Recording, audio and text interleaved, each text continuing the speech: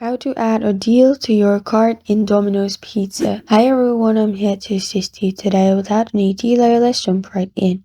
First, open Domino's Pizza's menu website. In the menu, if you scroll down, you'll find Sharing Meal Deals. And here you'll find all the deals. Simply look for one. As you can see in one of these, from $58, 4 large traditional pizza plus 4 size, upgrades cost. You can click on add deal. You can add many deal as you want and order. After this, you can simply click on order now at the bottom right corner of your screen after adding all the deals and meals. And after you do this, you will get, according to your deal, the discount or anything that's offering. This is how to add a deal to your cart in Domino's Pizza.